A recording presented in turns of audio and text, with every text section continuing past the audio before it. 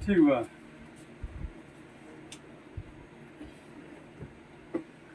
चलिए अब हम लोग सविनय अवज्ञा आंदोलन पर चर्चा करेंगे। भारत में राष्ट्रवाद की उदय, नहीं पॉइंटेड है भारत में राष्ट्रवाद का उदय, जिसके क्रम में चर्चा होगी सविनय अवज्ञा आंदोलन। इससे पहले सविनय अवज्ञा आंदोलन से पहले हुआ था असहयोग आंदोलन। ठीक है, असहयोग आंदोलन 1920 से 1922।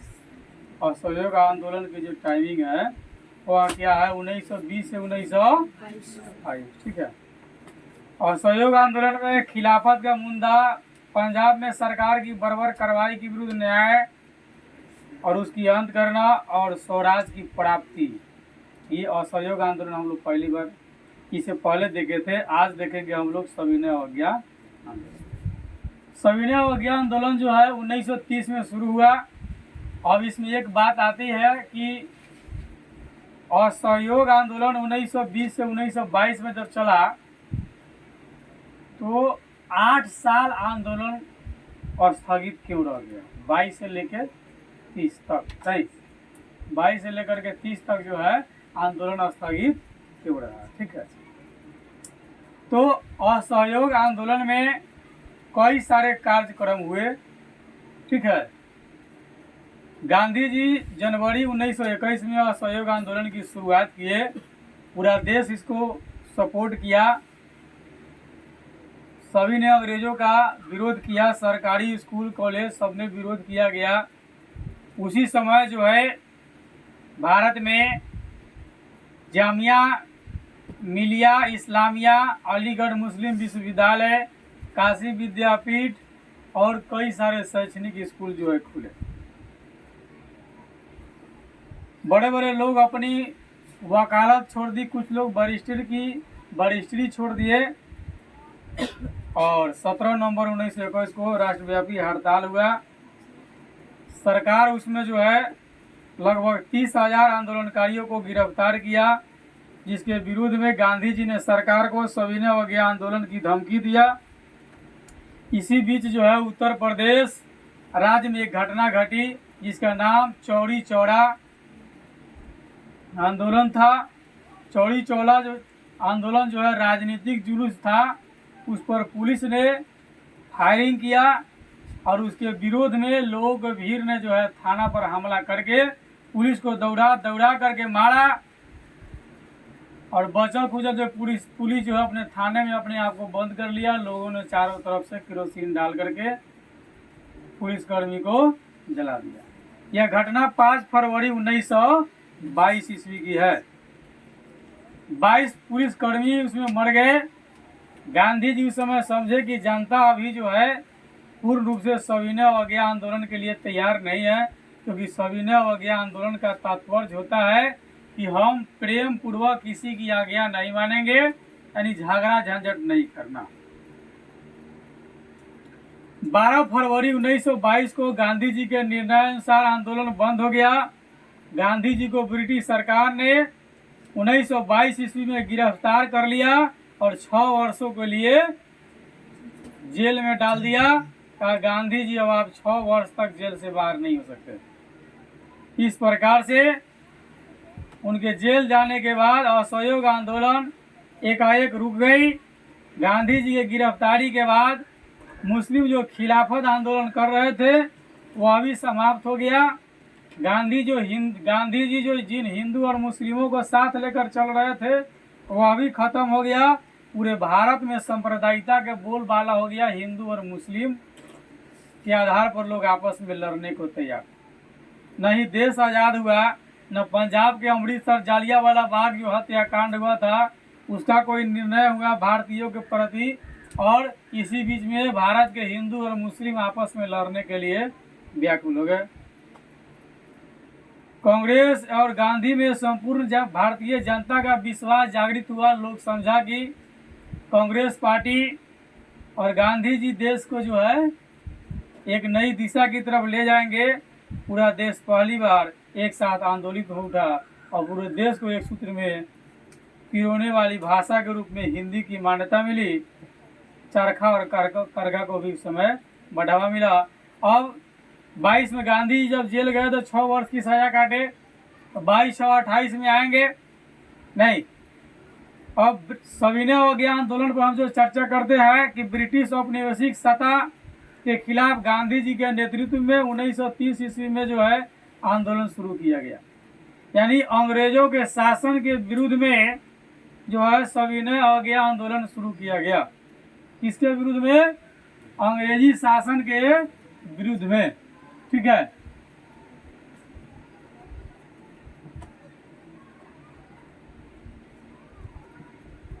अंग्रेजी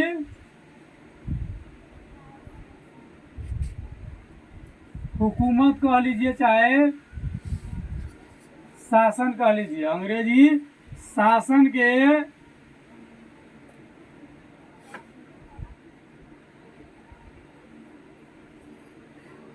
विरुद्ध में जो है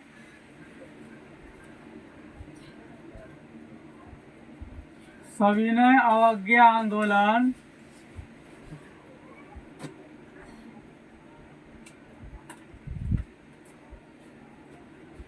आपको 1930 ईस्वी में जो है शुरू किया गया। यानी सविनय अवज्ञा आंदोलन का मुख्य उद्देश्य था कि अंग्रेजों के जो अंग्रेजी सरकार की जो हुकूमत है हम उसको नहीं मानेंगे। नहीं, सविनय अवज्ञा आंदोलन का मतलब है कि अंग्रेजी सरकार की जो हुकूमत है उसको हम नहीं मानेंगे। इससे पहले गांधी जी के द्वारा चलाया गया था असहयोग आंदोलन, यानी कि हम सरकार की सहयोग नहीं करेंगे। उसके बाद की आंदोलन हुई सविनय अवज्ञा आंदोलन। इसकी शुरुआत होती है 1930 ईस्वी को। मुख्य उद्देश्य क्या है कि अंग्रेजी हुकूमत को नहीं मानना, सिंपल बात। ठीक है, सविनय अवज्ञा आंदोलन जो है गांधी जी द्वारा चलाए जा रहे सभी जन आंदोलन में जो है कि दूसरा सबसे बड़ा जन आंदोलन था। ठीक है, जो भी गांधी जी ने आंदोलन चलाए उन सभी आंदोलनों में जो है यह आंदोलन जो है सविनय अवज्ञा आंदोलन क्या था? दूसरा सबसे बड़ा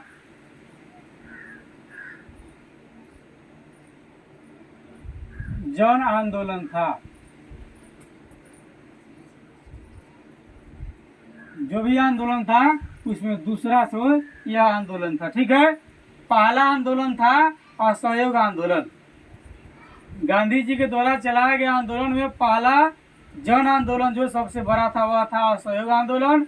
दूसरा हुआ सविनय अवज्ञा आंदोलन, जिसकी शुरुआत 1930 ईस्वी में हुई, जिसका सामाजिक आधार काफी बड़ा था। असहयोग आंदोलन की समाप्ति के बाद और भारतीय राष्ट्रीय आंदोलन में एक शून्यता की स्थिति पैदा हो गई थी। लोग आपस में लड़ रहे थे, आंदोलन दूसरे से लड़ने के बजाय खुद आपस में ही लड़ रहे थे। ठीक है, इसी बीच कुछ घटना घटी जिसने मृत प्राय राष्ट्रवाद को एक नया जीवन प्रदान किया। ठीक है, और सविनय अवज्ञा आंदोलन के कारण निम्न प्रकार है, यानी कि ये सभी कारण है जिसकी वजह से सविनय अवज्ञा आंदोलन हुआ। वो ये है साइमन कमीशन, यानी Indian statutory commission. Simon commission ये क्या है? 1919 ईस्वी में अंग्रेज शासक ने जो रूल्स बनाए थे उन्होंने कहा था कि हम 10 वर्षों के बाद इस रूल्स में बदलाव करेंगे। वह रूल्स ये था कि रॉलेट एक्ट और कई सारे कानून बनाए थे। ठीक ना, तो रॉलेट एक्ट जो है ये आपको 21 मार्च 1919 को बनाया गया था। ठीक ना, रॉलेट एक्ट कब बनाया गया था? इससे रिलेटेड है का 1919 की घटना, साइमन कमीशन 1919 की घटना। ठीक ना, तो आपको रॉलेट एक्ट जो है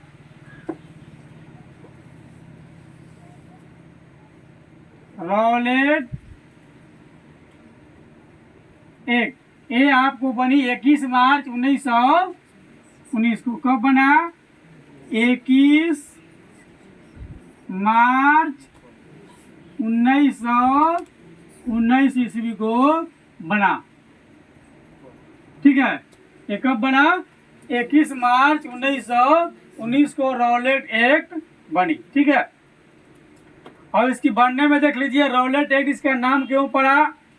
तो रौलेट एक्ट इसलिए बनाया गया था कि जब विश्व युद्ध जब समाप्त हो गया तो सरकार ने वादा किया था, अंग्रेजी हुकूमत ने भारतीयों से वादा किया था कि आप प्रथम विश्व युद्ध में हमारा साथ दो, हम आपके यहाँ लोकतंत्र लाएंगे, हम आपके यहाँ जनता की शासन लाएंगे, हम लोगों की बहुमत से सरकार बनाएंगे। लेकिन सरकार ने ऐसा नहीं किया। जब नहीं किया तो लोग जो है आक्रोशित हो गए। लोगों ने सोचा कि अंग्रेजी सरकार हमारे साथ धोखाधड़ी कर रही है, इसलिए लोग ज़्यादा असंतोष हो गए, दुखी हो गए और लोगों ने सरकार के विरुद्ध जो है आंदोलन करना शुरू कर दिया। ठीक है, तो उस आंदोलन को दबाने के लिए जो है क्रांतिकारियों को दबाने के लिए, किस क्रांतिकारियों को? भारत के क्रांतिकारियों को दबाने के लिए भारत के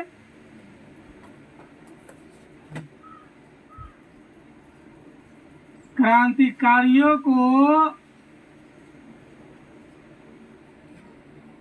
दबाने के लिए, ठीक ना, जबरन कि आप ऐसा नहीं कर सकते, मैं जैसा चाहूंगा वैसा ही करो। ठीक है, तो भारत के क्रांतिकारियों को दबाने के लिए जो है उस समय एक जज थे लॉर्ड चेम्सफोर्ड। ठीक है, दबाने के लिए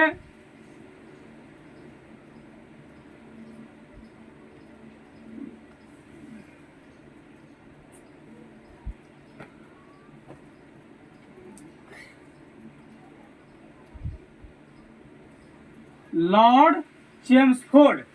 ठीक है, ये लॉर्ड चेम्सफोर्ड ने न्यायाधीश सिडनी रॉलेट की अध्यक्षता में, कौन क्या है? लॉर्ड चेम्सफोर्ड ने, ठीक है, इन्होंने न्यायाधीश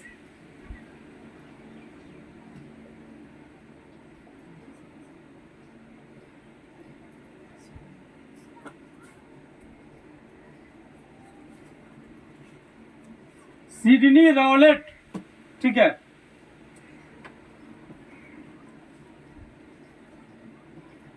लॉर्ड चेम्सफोर्ड ने न्यायाधीश सिडनी रॉलेट की अध्यक्षता में एक समिति गठन किया। ठीक है, और भारत के क्रांतिकारियों को रोकने के लिए, दंडात्मक प्रक्रिया अपनाने के लिए उन्होंने एक सुझाव दिया और उसकी अनुशंसा पर जो है भारतीय क्रांतिकारी यानी कि अराजकता अधिनियम 21 मार्च 1919 को जो है कि पास कर गया। इस अधिनियम के अंतर्गत विशेष न्यायालय का गठन का प्रावधान था।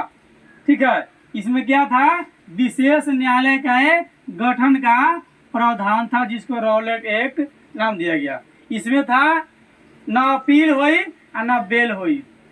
आप इसमें कोई अपील नहीं कर सकते हैं, गिरफ्तारी के बाद में आपका बेल नहीं होगा। ठीक है, और न किसी तरह की वारंट होगी। विदाउट वारंट के आपको गिरफ्तार किया जाएगा, आप अपील नहीं कर सकते हैं और जेल जाने के बाद में आपका बेल भी नहीं होगा। अंग्रेजी हुकूमत जिस प्रकार से चाहेगी आपको जो है जेल में रखेगी, मारेगी, पीटेगी।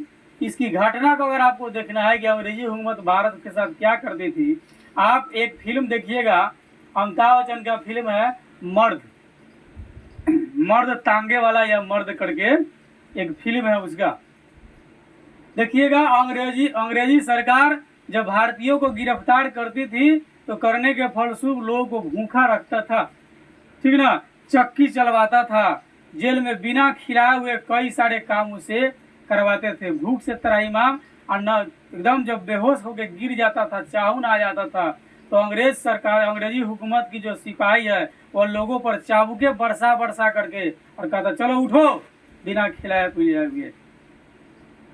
पानी के लिए त्राहिमाम होता था, पानी पानी चिल्लाता रहता था, फिर भी अंग्रेजी सरकार जो है उसको कोई दया माया नहीं करते थे और मार करके कोड़ा से, चाबुक से, ठीक ना, और जबरदस्ती उससे जो है काम लेते थे। ये सारी दर्दनाक घटनाएं थी, ठीक ना। तो उस समय कोई अपील नहीं थी, न कोई वारंट, न कोई अपील, सीधा जेल, ठीक ना। और एक बार अंदर गई जाइएगा तो कहियो न बेल ना। क्या सचिन मुस्कुरा रहा है, वह बात याद पड़ रहा है। क्या आज जेल हुई, बयान बेल हुई, परसों से हुए खेल हुई, वे सोचे तरह उ जवाना संजोग कहिए भारत के क्रांतिकारियों को, जिसके चक्कर में आज आप ये बात कह दे रहे हैं।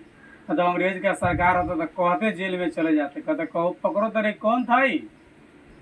कौन ऐसा सोच रहा है कि आज जेल हो या बयान बेल हो या परसों से फिर वही रंगदारी वाला खेल हुई ना।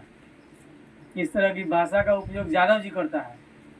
हारेंगे तो हुरेंगे, तो कान पकड़ कर टूरेंगे। ठीक है, तो ये जो रॉलेट एक्ट यानी कि 1919 में जो एक्ट लगाया गया था, तो सरकार घोषणा किया था कि 10 वर्षों के बाद हम इसमें सुधार करेंगे, लेकिन 1927 ईस्वी में ही इन्होंने एक नया जो है समिति गठन करके एक कानून बनाया, इंडियन स्टैट्यूटरी कमीशन, जिसको साइमन कमीशन के नाम से जाना जाता है। ठीक ना। इसमें 7 सदस्य जो है वो अंग्रेज के ही सदस्य थे, भारत के एक भी सदस्य नहीं थे।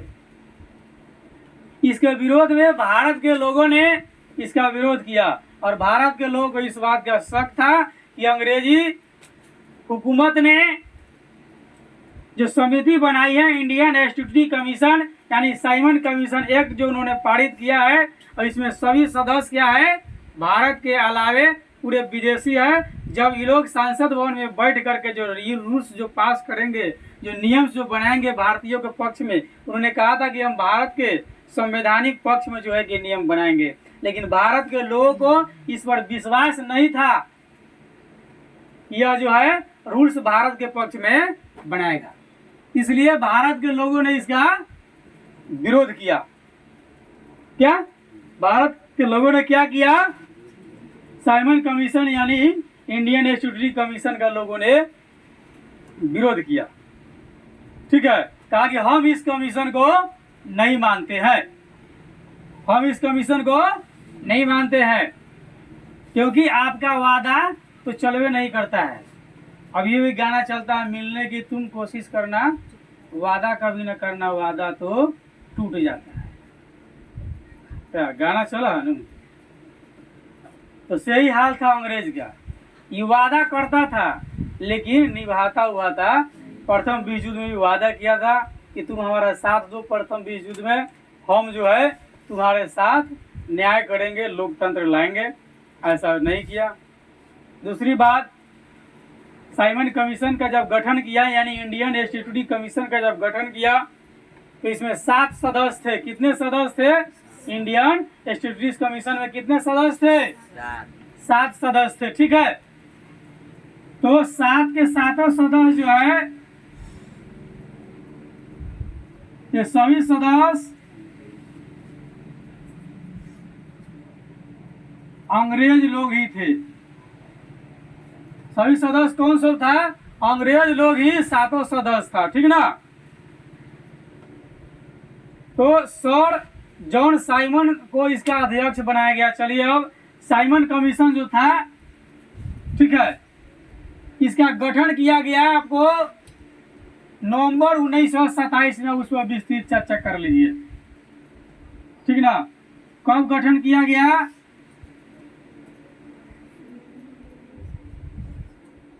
नवंबर 1927 को गठन किया गया साइमन कमीशन का।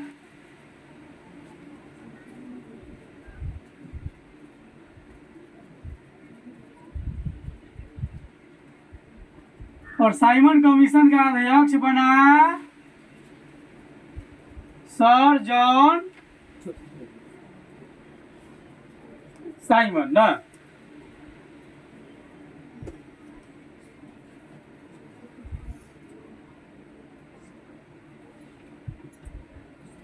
अध्यक्ष बने साइमन कमीशन का।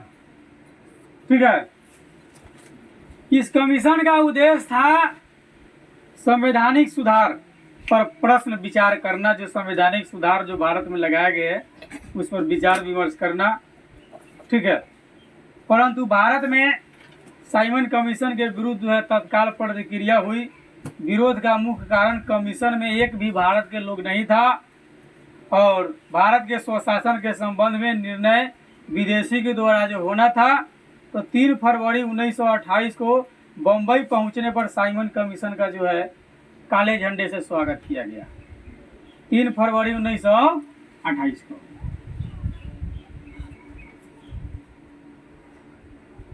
तीन फरवरी 1928 को बॉम्बे में जब पहुंचा कौन? Simon commission. ठीक है, बॉम्बे में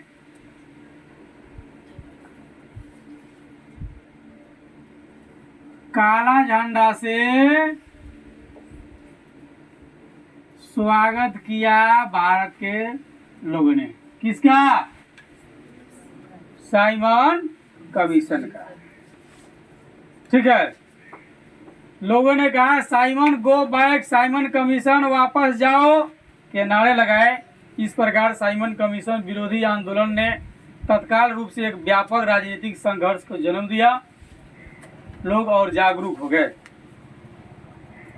इसके बाद की घटना घटी नेहरू जी की रिपोर्ट। अगला घटना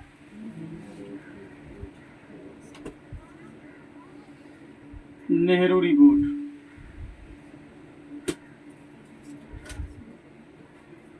नेहरू रिपोर्ट आपको 1928 की है। ये भी 1928 की। 28 में तो गांधी जी जेल से बाहर आ गए ना। कहाँ गए?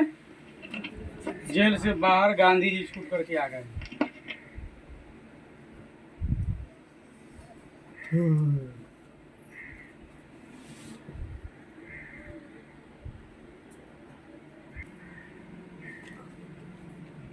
उसके बाद नेहरू रिपोर्ट पर हम चर्चा करेंगे।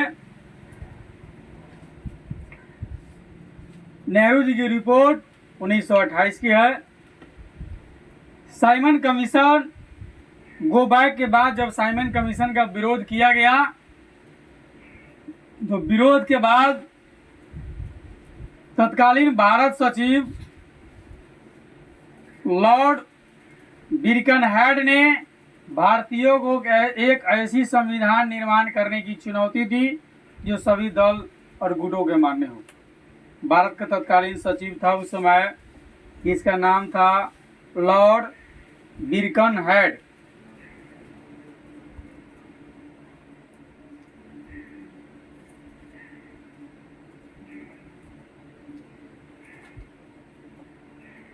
लॉर्ड बिरकनहेड ने भारत के लोगों को जो है इन्होंने संवैधानिक चुनौती दिया। कौन? संवैधानिक चुनौती कि आप सब भारतीय एक ऐसी संविधान बना करके दिखाइए जो भारत के सभी दलों को, सभी राजनीतिक पार्टी को और सभी लोगों को मंजूर हो। क्योंकि अंग्रेज जो भी संवैधानिक रूल्स बना रहे हैं आप लोगों को मंजूर नहीं हो रहा है, तो आप लोग खुद एक संवैधानिक एक्ट बनाइए, एक संवैधानिक नियम बनाइए जो भारत के सभी दलों को मंजूर हो, भारत के सभी लोगों को जो है यह मंजूर हो। ठीक है, भारत के सभी दल और गुट इस चीज को मान ले। आप खुद एक संविधान बनाइए भाई, जब अंग्रेज के ऊपर आपका विश्वास नहीं है। किसने कहा? लॉर्ड बिरकनहेड। ये तत्कालीन भारत के सचिव थे। उस समय क्या थे? भारत के सचिव थे। इन्होंने कहा भारतीयों को। ठीक है,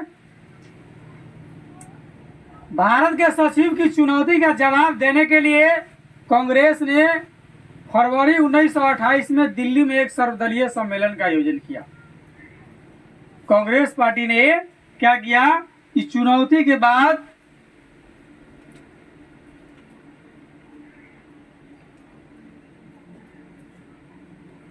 दिल्ली में एक सर्वदलीय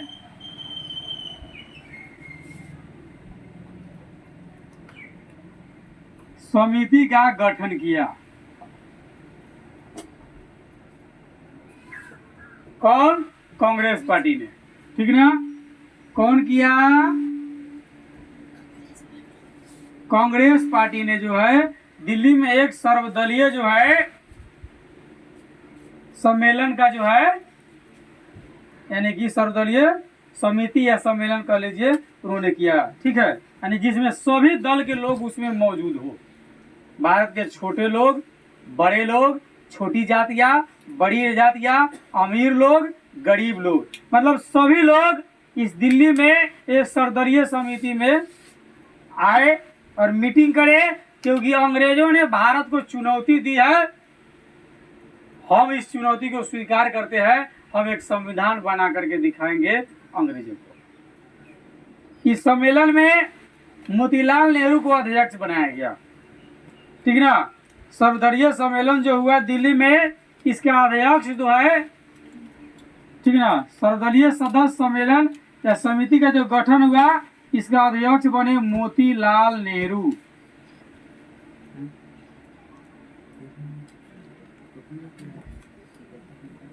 पंडित जवाहरलाल नेहरू के पिता ये बन गए अध्यक्ष सर्वदलीय समिति का जो, या सर्वदलीय सदस्यों को जो मीटिंग हुई। इस समिति में ब्रिटिश सरकार से डोमिनियन स्टेट की दर्जा देने की मांग की गई, जिसमें कांग्रेस का एक वर्ग असहमत था। एक पार्टी चाहती थी कि नहीं, हम आपके साथ नहीं हैं, हम डोमिनियन स्टेट नहीं चाहते। नेहरू रिपोर्ट स्वीकृत नहीं हो सकी क्योंकि कुछ लोग अपने लोग विरोध कर दिए, लेकिन इसके अनेक कई महत्वपूर्ण निर्णय हुए। कई सारे नई नई स्थिति इसमें जन्म लिया और सांप्रदायिकता की भावना जो अंदर थी अब लोगों के बाहर हो गया। मुस्लिम लीग और हिंदू महासभा दोनों ने इस फैसले में सहयोग किया। गांधी जी ने इसे निपटने के लिए सविनय अवज्ञा आंदोलन जो है प्रस्तुत किया। इसे निपटने के लिए हमको सविनय अवज्ञा आंदोलन शुरू करना पड़ेगा, क्योंकि कब की बात है? 1928 की। गांधी जी 28 में जेल से बाहर आ गए। ठीक है, इसके बाद अगला जो पॉइंट है, विश्वव्यापी आर्थिक मंदी का प्रभाव। 1929-30 में जो है विश्वव्यापी आर्थिक मंदी का प्रभाव देखने को मिला था। ठीक है, विश्वव्यापी आर्थिक मंदी का प्रभाव कब मिला था? 1929-30 में आपको देखने के लिए मिला था।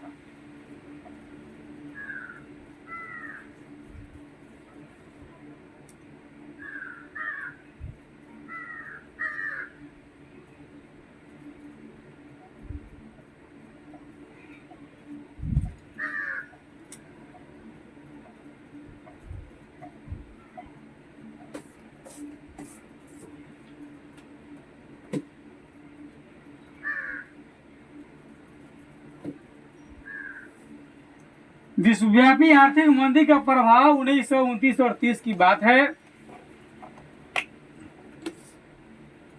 भारत की अर्थव्यवस्था उस समय जो है कि बहुत चरमरा गई थी। लोगों की स्थिति बहुत बुरा था। कारण था कि वस्तु के मूल्यों में बेतहा जो है, यानी कि बेतहाशा वृद्धि हो गया, क्योंकि देशी वस्तु की निर्यात कम होती थी और आयात अधिक होते थे। विदेश से जो वस्तुएं यहाँ आती थी तो कंपनी विदेश का जो यहाँ था औपनिवेशिक शासन को अपना बना के रखा था। वहाँ से जो माल आता था तो यहाँ भी उसी का हुकूमत था, कोई उसका मतलब टैक्स इत्यादि भारत को देता नहीं। तो रेट जो है वस्तु की दाम खुद तय करता था, तो खूब मुनाफा कमाने के लिए रेट बढ़ा दिया, दर बढ़ा दिया। तो इससे जो है बहुत वृद्धि हुई, बहुत वस्तु सब महंगा हो गया, भारत की निर्यात कम हो गया। लेकिन अंग्रेजों ने भारत से धन का निष्कासन बंद नहीं किया, अनेक कारखाना बंद हो गया, पूंजीपतियों की हालत खराब हो गई। किसान तो पहले से गरीबी की मार झेल रहा था, पूरा देश का वातावरण सरकार के खिलाफ थी।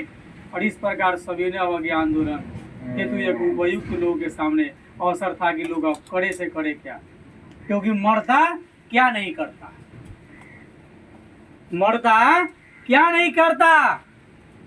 अगर आपके सर में कोई पिस्टल लेकर के भिरा देगा, आप क्या करेंगे उस समय?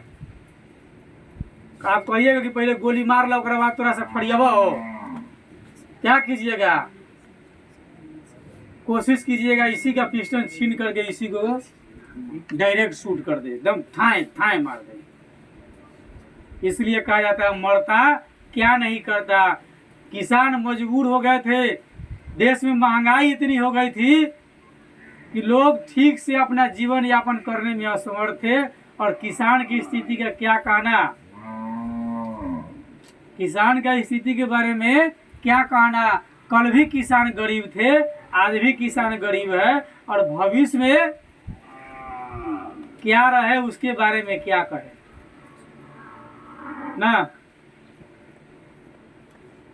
किसान की स्थिति, सरकार किसी का भी रहा हो, किसान खुशहाल नहीं रहा। कुछ राज्य के किसान खुशहाल है, मूल रूप से बिहार के किसान तो खैर खुशहाल नहीं है। बिहार के उत्तरी सीमा बाढ़े से दहा जाता है और दक्षिणी सीमा में सुखाड़े से लोग के फसल नहीं होता है। एक तरफ दहाइए के मर जाता है, एक तरफ पानी के बगैर मर जाता है। तो यहाँ के सरकार का क्या कहना? और यहाँ के सरकार अजबे निराला है। सरकारें जो आती है बिहार में, यहाँ के सरकार का क्या कहना? एकदम अपनी जिंदगी, पुरानी कहावत है, अपना बात अपना काम बनता तो भाग में जाए जनता। केवल अपने अमीर होना है, जनता का जो स्थिति हो किसी को कोई मतलब नहीं है। आज़ादी के बाद भारत के कई ऐसे राज्य हैं जो समृद्ध हो गए, बहुत आगे बढ़ गए, लेकिन बिहार का स्थिति किसान का कल भी दयनीय था, आज भी दयनीय है। पहले अंग्रेजों ने लूट लिया, अब पता नहीं क्या स्थिति है कि फिर भी आज भारत के किसान जो है, अब तो ऊपर वाले लूट लिया है ना। कौन बनाया? इतना परेशान ऊपर वाले। कितना किसान तक कहता है हे भगवान ले चलो इस बात से, अब बहुत परेशान हो गई नहीं। अब किसान के बगैर जो बड़े बड़े बाबूजी लोग मर जाएंगे अन्न के बगैर, अन्न वही उग जाता है, वही किसान को यो खुशहाल नहीं रहता क्या। तो लोग स्थिति बहुत खराब थी, महंगाई चरम सीमा पर थी, तो लोग करते से करते क्या, तो आंदोलन के लिए जो है